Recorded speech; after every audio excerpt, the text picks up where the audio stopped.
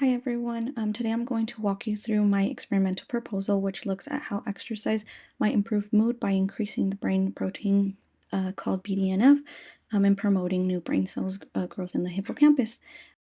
My hypothesis is that I believe that exercise helps reduce depression-like behaviors because it boosts BDNF.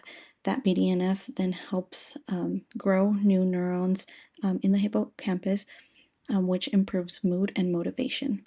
Exercise is known to increase BDNF, which helps the brain cells grow and survive, especially in the hippocampus, which handles mood and memory. People with depression often have lower BDNF, but we don't know yet if the new brain cells BDNF creates are the reason people feel better after exercising. And that's kind of the question that would like to test.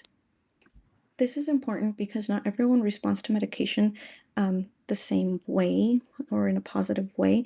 Some have experienced unwanted side effects. If we can prove that exercise works by physically changing the brain, it would lead to a better and more natural option of treating depression. For this experiment, it would be ideal to use adult male mice divided into 4 groups. 2 groups get access to a running wheel for voluntary exercise. One of these groups gets a BDNF blocker drug, and the other 2 groups do not exercise. However, one of them also does get the blocker drug, and this helps us set up and isolate whether BDNF is really necessary for mood effects of exercise. I would like to measure behavior using tests that reflect mood, preferences, and open fields and social interactions. This test for activity. The brain data, I would measure it by BDNF levels and then signs of new brain cells in the hippocampus. And here would be the plan for 4 weeks. The mice will follow their assigned conditions. At the end, I would run behavioral test and collect brain tissue to measure BDNF and neurogenesis. I would expect that the exercise-only group would show improved moods and higher BDNF levels and more new brain cells.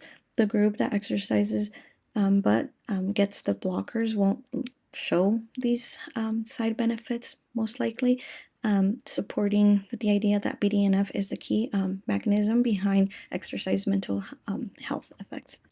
If my predictions are right, this study could confirm that BDNF is a bridge between exercise and improved moods that could make exercise a more respected medical tool to guide future treatments, maybe even BDNF-based drugs or therapies.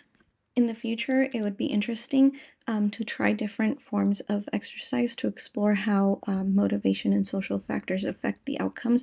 We could also include a reward-based task to get a further picture of mood and brain function.